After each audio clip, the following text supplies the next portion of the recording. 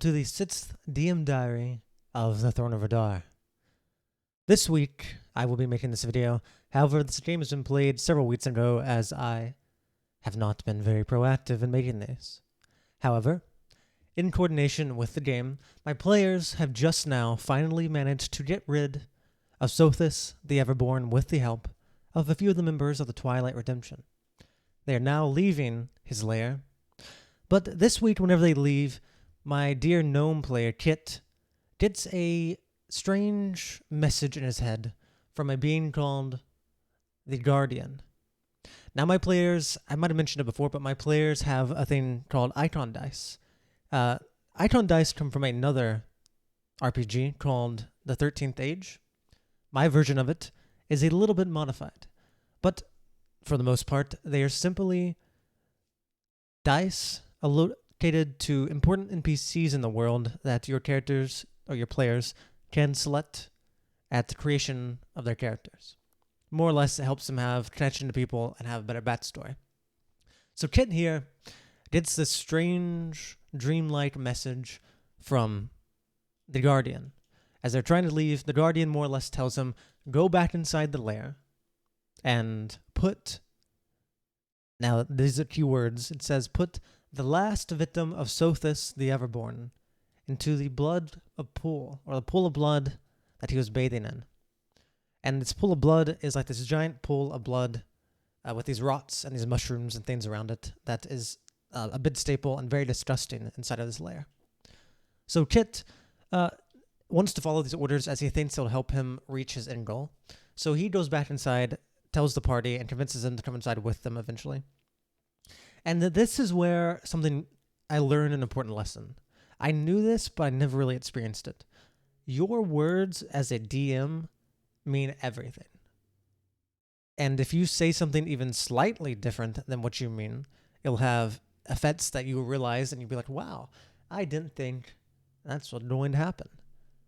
So what I said was, find the last victim of Sothis the Everborn, when in reality, that probably wasn't the best terminology, because he assumed the last victims were the party, who he had killed and then revived, which is technically right, but that is not what was meant by it. So originally he goes to find the bodies, and then they realize their past bodies are no longer there. They're gone, as well as the armor. And one of my players, Stavros, played by Shmeeb, realizes that this is probably a bad sign for a couple reasons. Number one, he knows that his armor he left there is cursed. So he assumes to some extent maybe his cursed armor has done something with them. Or perhaps Twilight Redemption had taken them with them when they left. But that is a bad omen to them. So then they realize that's wrong. So they start trying to figure out what body to put in there. Do they put in Sothis himself? No. They think that's a bad idea. And they're probably right. They don't want to mess with that. Do they go to the room of thousands of discarded bones? They realize there's too many bones here. That's probably not the meaning of this. And then they remember and find the rusted skeleton that is chained up to the wall, and it has marks on its bones as it at one point tried to escape. And it doesn't do much, but they take it off, and they realize that this skeleton remains intact, even when they move it. Kind of strange. So they put it in the blood pile, or the pool of blood, and nothing really happens. Except Kira, played by Mo5, our very perceptive and insightful Wood Elf, notices as it sinks into this pool of blood, its finger twitches slightly, and she gets nervous. She expects something to happen, but nothing happens, and the others don't know, and she doesn't say anything. So they don't know if they got the right thing. So then they look to the left, or to the right, and they find a really nasty skeletal figure of a horse. And this is where I was like, okay, they're just going to put the one guy in there. We're good. That's probably the answer they're looking for. Bean, bean, bong, good job. But now, now they throw this skeleton horse in there. And then I had to stop and think, is this going to affect things? But nothing happens. Nothing that they know of, anyway. And so they do this, and I'd learned an important lesson of how powerful my words are, because they were in there for a long time, a lot longer than I would have ever expected, until they finally felt satisfied that they got the right item, the right skeleton, the last victim of Sothis, which in reality I should have said the skeleton trapped in there or something more obvious. But they've done that, and they finally move on. The other party members are a little bit irritated at Kit because this is just out of their way, and they're on a time frame. And just last session, they'd been scolded by Bulk about wasting time.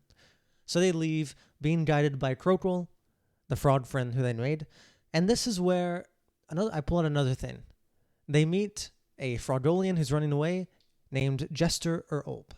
Now, many of my players I played with before, and one of them even DMs this game, but one of my first ever D&D characters that got me back into the game was named Jester or Ulp, and he was a bullywug. So this was a callback to one of my old characters who had died.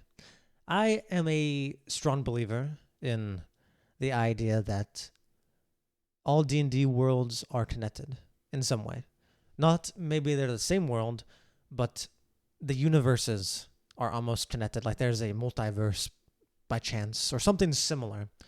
And that's why D&D characters can come from one place and go to another, or that's why the same items can be in one game and then be in another. For example, take items in the normal Dungeons & Dragons game. Something important, like, let's say, the eye or hand of Vecna. Something like that. That could be in multiple games. And that's fine. And it made sense that they'd be there. And for that reason, I also agree, and this is an idea that comes from Matt Colville, that each game is connected in a way, and the only thing that's different is perhaps there might be some slight differences to each person in the other world, but they can be there. And I like that idea, and I think it helps allow people to join the game or leave freely. So they meet very briefly, very, very briefly, one of the old NPCs, which some of them recognize, which is a nice callback, I think. Something I plan on doing more. But after that, they quickly move on. There's the Maplewood Marshes, because once again, they're on a time frame. And they're heading towards the blessed lands of Mother Devorator. They don't know that's the name of it yet. All they know is they're going to meet the Frogollians. And, well, they go. They get there. And they quickly realize this place is a little weird. Not creepy weird, but they get the feeling that this place is almost as if very civilized, but also very barbaric at the same time.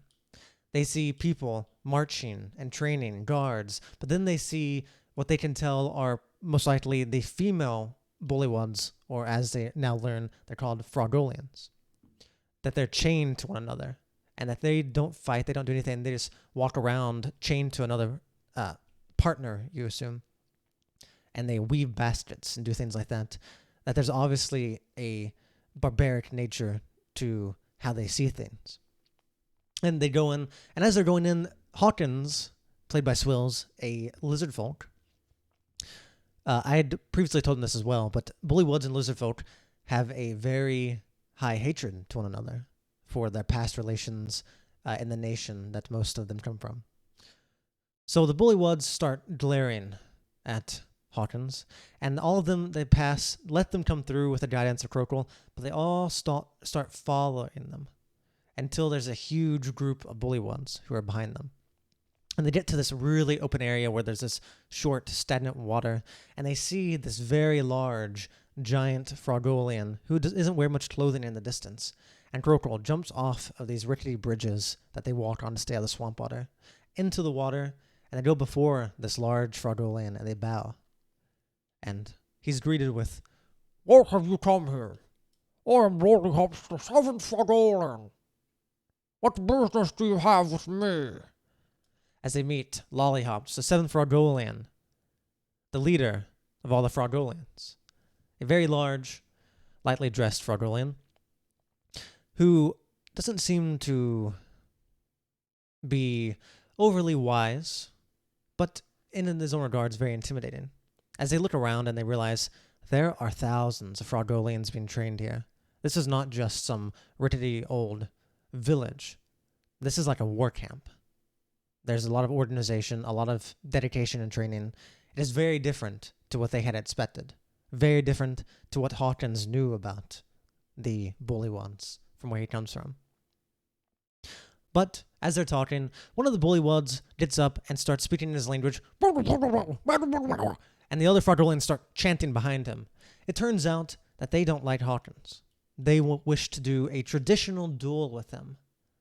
Now, for the Bullywuds and the Lizard Folk, they've had this long-lasting hatred, and they do traditional battles using no weapons and no armor. They just use their hands, claws, natural weapons, their mouth, to fight. And they wish to challenge Hawkins. And Hawkins is in the pushover. He's not scared. He takes the challenge, and he goes out to fight. He knows it's not a fight to the death, simply to show supremacy to one he gives. Now, in this moment, I thought Hawkins, they're at level 1. My party's still level 1. Hawkins is a wizard. He has like 8 hit points, 9 hit points. And the Frogollian has like 11 or something. And they have about the same armor class. I really thought Hawkins had a high chance of losing here. But I knew it was probably halfway. It was a one-on-one. There's no cheating, nothing weird like that. And then Hawkins rolls in that 20 and absolutely decimates this poor Frogollian. And I love when my players do stuff like this, whenever they decimate or they overcome or they show up, even if it's just the dice. Because in my game, I really like crits. I want crits to feel powerful. So I do the rule where if you crit, you max out your first damage, and then you roll again, and that's how much damage you do. So crits always feel powerful. And at level 1, that means a lot. He almost one-shot this Frogollian, and because he had previously damaged him some with his jaws by biting him, this Frogollian went down, shocking all the other ones. However, there's something that he did not know about.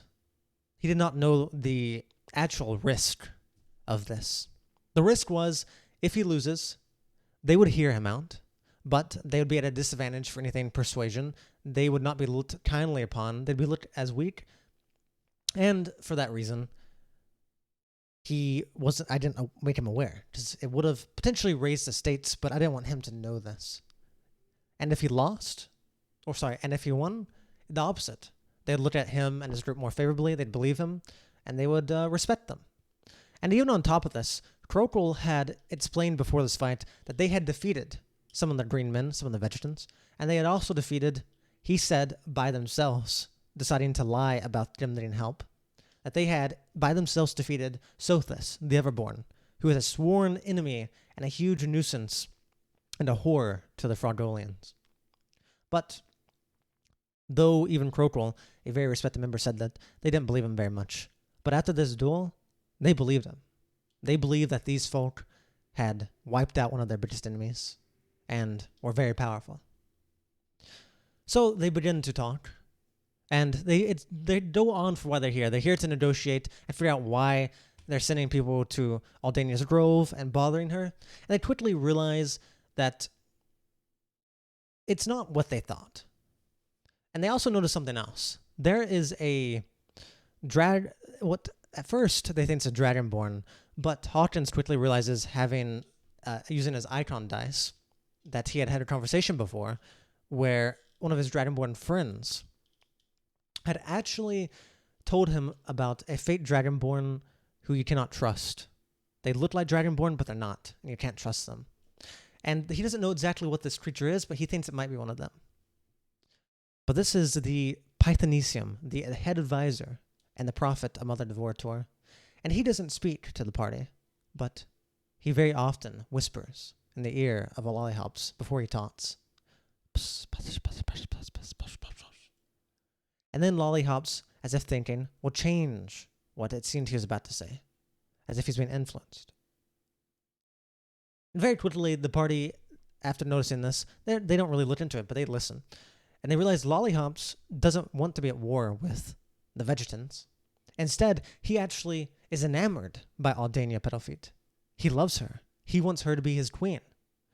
So he'd been sending Frogollians to sing the most beautiful love songs that they know. However, to Aldania, they quickly realized that this just seemed like annoying croaking. That even though they were singing beautiful love songs, to her, she didn't understand it. So the party quickly realizes, oh, so that's what's going on. And he also offers them to join him and help him gather a crown from Maplewood so he can become the Frogollian king, and then ideally be able to get Aldania to marry him because how powerful he would be.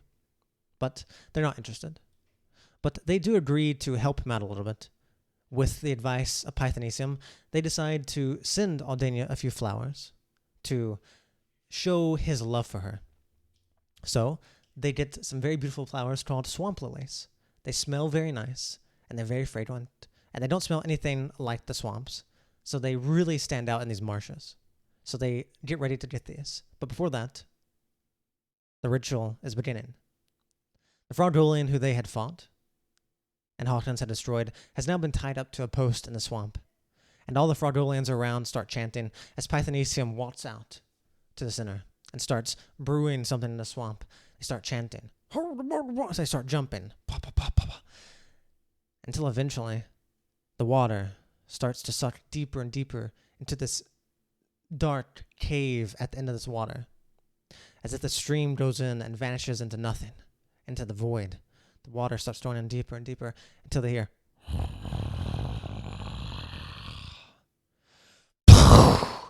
as the largest crocodile they've ever seen busts forth and eats in one fell swoop the Frogollian who's chained up to the post.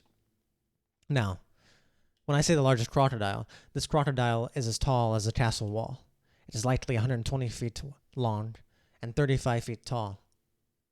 And as soon as it comes out, all the bullywugs drop to their knees and start slamming their heads into the bridges they stand on until they start bleeding as chants start going out. This is Mother Devortor, who these Frogollians worship. Worship to the extent that they are willing to bust their heads open, slamming it onto these bridges whenever she appears. The players are horrified. This is a monster. This is not just a monster. This is like on the scale of an epic beast. This thing is huge. This is a disaster. But it quickly looks around as Kira and Newt notice two metal prongs in its forehead, but they don't think much about it. As it turns around and goes back inside, splashing water on the Frogollians. The Frogollians, freaking out, use this and start rubbing it in as they start training under her blessings. Only two do not. This is Crokle, who seems annoyed and not interested, and he walks off. And then Leap-o-Leap Froop. Leap-o-Leap is a yellowish, nasty-looking toad who seems to want to be the advisor of Lollihops and was very demanding of the players to bow and show him respect. But he seems to be glaring at Pythonesium very angrily as he sneaks off. Now, the players interested follow, all except Stavros. Stavros instead goes and trains with the Frogollians under the supervision of a very nicely dressed Frogollian called Sir Todevelt. He is covered in full plate armor that looks like a frog. You can't see any of his skin, but Stavros is interested, so he starts training.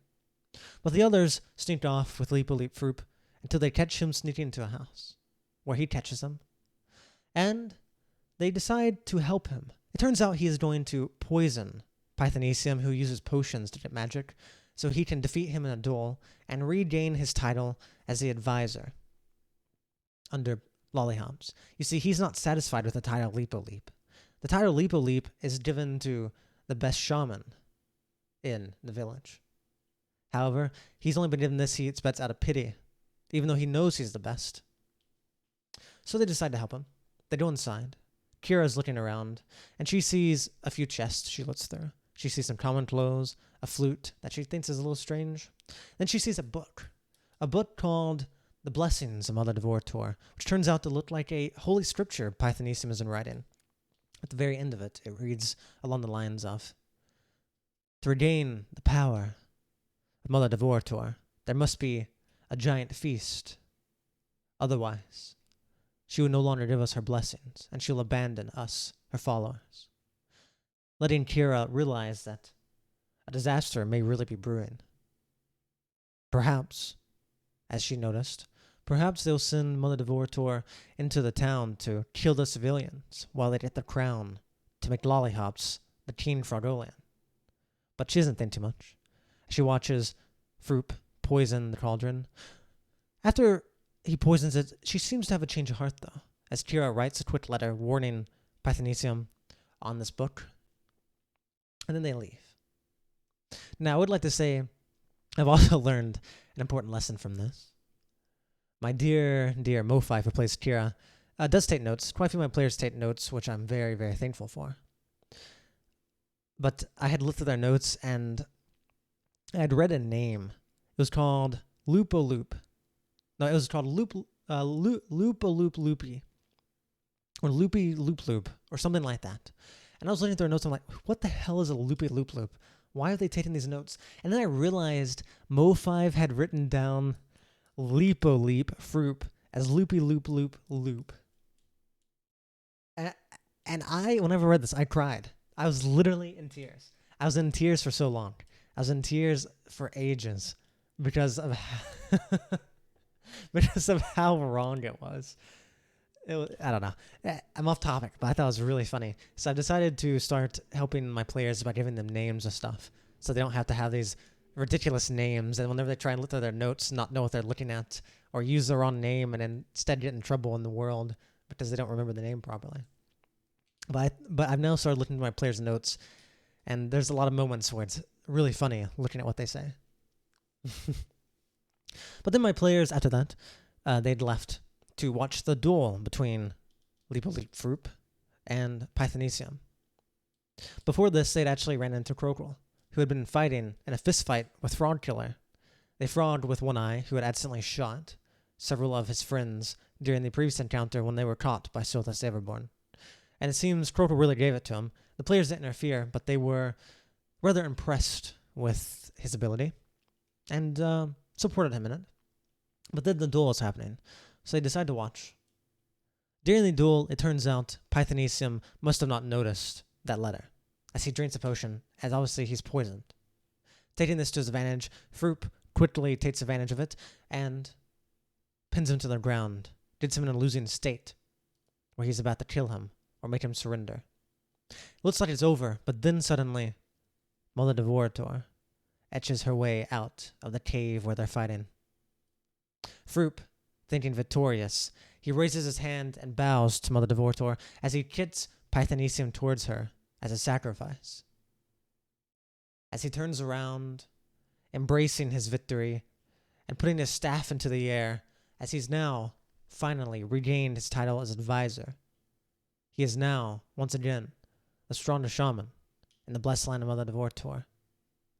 Everything goes dark around him, as the mouth of Mother Devorator chomps him in half, killing him. As the players watch, a little bit of electricity going from those metal prongs in her eyes, above her eyes, as she eats him, turns around, and goes back into the cave, leaving Pythonesium as the victor, proving Pythonesium to be her prophet, her blessed, as he claims his rightful title as advisor. With this, the party finally having the chance to get the swamp lilies quickly leave. They have, even if they wish to spend more time here, they don't have the time to spend. They're on a time limit, and they're worried about taking too much time. As they leave, they say goodbye to Crocrel and goodbye to the others. As they leave out, they go back towards Aldania's Grove, where they actually encounter a small platoon of Vegetans led by Rappa, who seems to be preparing to launch an attack on the Frogollians to see if the players are there to save them. And quickly after some debating, they realize they never meant to not tell them about Sothis the Everborn. They just assumed that they knew about him, and that's why this had happened. Quickly they get to the realization that, oh, Aldania and Sir Rappa did not intentionally hide this information. They just assumed that we knew because we didn't bring anything up more about it. So reunited, they quickly go back to Aldania's Grove, where they sit down, they talk, they reunite with Tiny Plant, who's very happy to see them. Hawkins briefly goes and sees Vegeta, who is still mastering the arts of sharpening the spear. And then they meet Aldania. Aldania, who understands the information, is very pleased. She's given a couple of the blood mushrooms from Sothis' lair and is very intrigued by them. She takes the swamp lily and puts it in a vase. And for a moment, she asks the party, "No. That's crazy. Does he actually like me? No. It doesn't matter if he likes me. It doesn't matter. Is he good looking?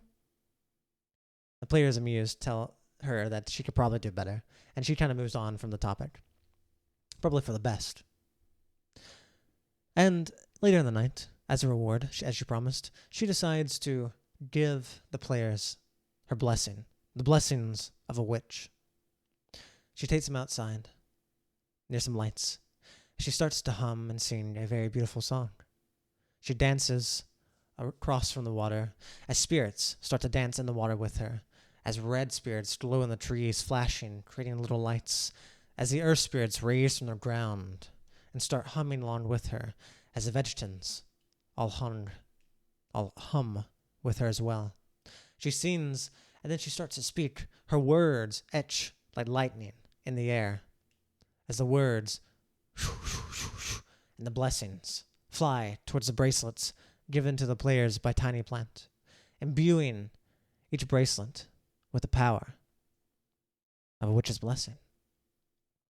Briefly, the players each individually see memories, times before all this chaos, times when they were happier, times when things were more simple, times when things were better, and they get a little bit emotional. And to end it all off, Aldania Pedalfeet walks over to them, and she doesn't say much more. She simply says, "You all have been through a lot, I can tell," as she embraces them all in one large hug. "But do not worry. Things will get better for you. I promise you. I will ensure that things get better." As she hugs them, she leaves, and everyone goes to bed for the night with good memories, good thoughts, and the realization that things may finally be getting better. And with that, players finally reach level 2. After 30 hours, just about, of playing at level 1, over 6 sessions, the players have finally reached level 2. Now, there's more for me to talk about level 2, but I think I'll talk about what that really means for me and my players next recap, as this one's probably getting pretty long. I don't want to keep you forever. Anyway, thank you very much for watching. That was my DM diary for Session 6 of the Throne of Rihdar, and the slight recap of what happened. Thank you very much. Thank you to my players. I've been having a blast running this game, and I hope it only gets better. Ideally it will. I'm sure it will. And, once again, if you're interested in watching it live, you can always come watch us Saturday at noon CST over on my Twitch channel, twitch.tv, Fawnde the Jester. We're live every Saturday, starting at 12 CST. Have a lovely night. Goodbye.